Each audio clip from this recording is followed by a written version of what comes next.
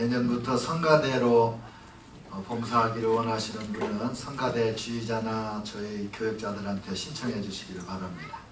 기도합니다. 하나님 아버지, 하나님이 말씀하시면 죽은 자도 살아나고 소경도 눈을 뜨고, 하나님이 말씀하시면 모든 질병이 떠나가고 원수마귀가 쫓겨갑니다. 하나님이 말씀하시면 우리의 미련함과 우둔함이 벗겨지고 하나님의 지혜와 총명이 임하고, 하나님이 말씀하시면 우리의 연약함이 사라지고 하나님의 강함을 덧입습니다. 하나님이 말씀하시면 낙심하고 좌절하고 실망한 사람들이 용기 백배하여 승리자가 될 것입니다. 하나님, 오늘 저희들에게 말씀하여 주옵소서. 예수님의 이름으로 기도합니다. 아멘. 아멘.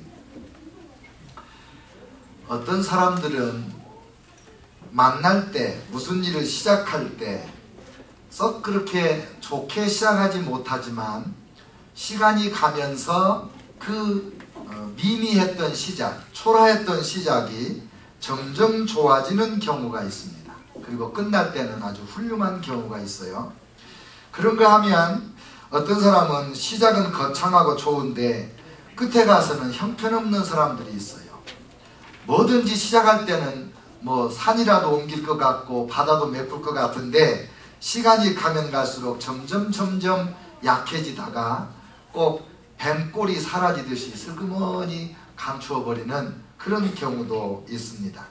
물론 가장 이상적인 것은 시작도 좋고 과정도 좋고 끝도 좋고 그러면 얼마나 좋겠습니까마는 이런 경우는 아주 드물고, 오히려 시작은 좋았다가 끝이 안 좋은 경우, 용두삼이라고 그러잖아요.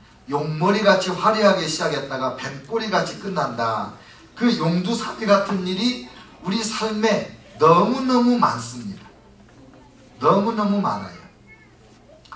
무슨 일을 해도 그렇고 관계를 해도 그렇고, 어떤 사람과 어떤 사람이 처음 만날 때는 껄끄럽게 만나지만은, 불편하게 만나지만은, 정말 안 만나고 싶었지만 어쩔 수 없어 만났는데 그 시간이 갈수록 교제가 더 깊어지고 서로 이해하면서 아주 오래 묵은 김치맛같이 그런 만남으로 발전하는 경우가 참 없지 않아요. 그렇게 됐으면 좋겠다, 그런 생각이에요. 오늘 우리가 읽은 이 성경을 보면 사도 바울이 276명 단체로 풍랑을 만나서 표류해가지고 다 버리고 멜리데 섬으로 올라가서 석 달을 지난 다음에 알렉산드리아 배를 타고 로마로 들어가는 그 장면이 나옵니다. 그리고 로마에 들어갔더니 그곳에 있는 형제들, 성도들이 사도 바울을 이제 소식을 듣고 면회를 왔어요. 그러니까 뭐라 그러죠? 환영을 나왔습니다. 그분들을 만나서 하나님 앞에 감사하고 담대한 마음을 얻었다. 그게 우리가 읽은 오늘 본문의 말씀이거든요. 그래서 오늘 이 말씀에 몇 가지 중요한 우리에게 가르쳐 주시는 교훈이 숨겨져 있어서 하나님의 은혜 가운데 우리에게 주시는 그 교훈, 그 말씀을 찾아봤습니다. 첫째로 맨 첫 단어가 11절에 석 달 후에 이렇게 시작돼요. 석 달 후에. 이 석 달 동안 무슨 일이 있었나를 생각해 본 거예요. 석 달 전에 물에 빠진 생쥐가 되어서 276명이 멜리데 섬 해변으로 헤엄치고 모래밭을 걸어서 푹푹 기어 올라왔습니다. 근데 뜻밖의 환대를 받았지요. 특별한 동정을 받았습니다. 근데 사도 바울은 뱀에 물리기도 했고, 그 다음에 보블리오라고 하는 높은 사람의 아버지의 열병과 이지를 고쳐주고 모든 병자들을 고쳐주고, 그리고 이제 3개월 만에 로마로 가는 배를 탔는데 아주 후한 대접을 받아서 쓸 것을 배에다가 많이 실어주는 그런 헤어진 사건이에요. 꿈같은 3개월이 된 거예요. 시작은 참 형편없었죠.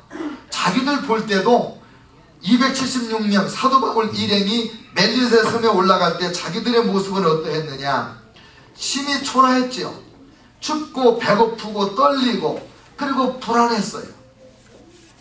그런데 섬 주민들 보기에는 어땠느냐? 부담스러운 존재죠.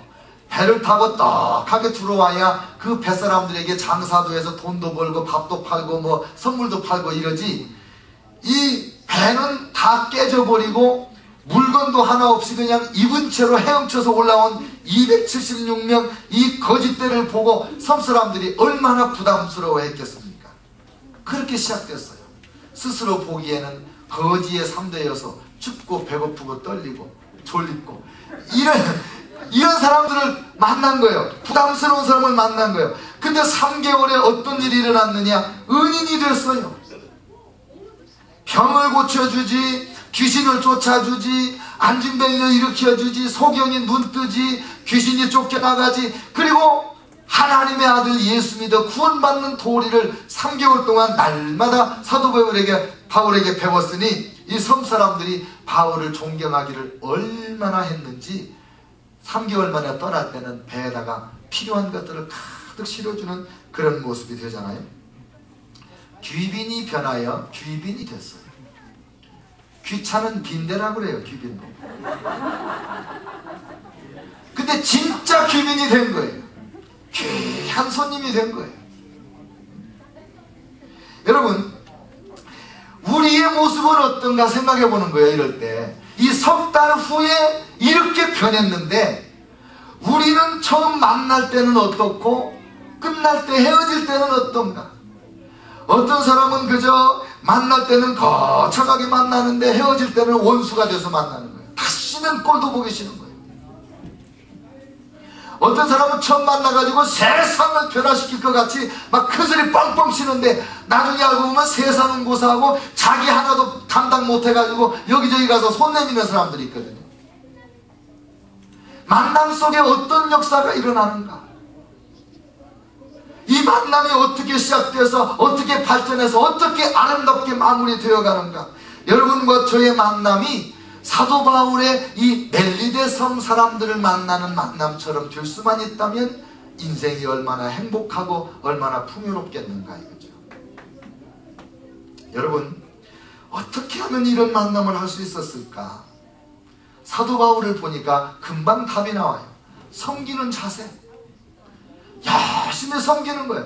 어떻게 하면 내가 좀 편안하게 앉아서 빵 한 조각이라도 더 얻어먹고 불 옆에 좀 더 가까이 갈까? 좀 더 따뜻한 아랫목에 누울까? 그저 배급 나오는 이 이부자리 하나도 내가 한 장 더 차지할까? 이런 욕심과 이기심으로 사는 것이 아니라 사도 바울이 그저 열심히 자기가 먼저 난무하고 뱀이 물려도 내가 물리지 어떻게 네가 물리겠냐 이러고 말이죠. 이러니까 그 만남의 가운데서 선한 역사가 점점 일어나는 거예요. 나의 힘과 능력으로 내가 할 수 있는 범위 안에서만 해도 열심히 하면 좋은 관계가 되는데 사도 바울은 그렇게 하지 않고 내 능력 이상의 일을 하는 거예요.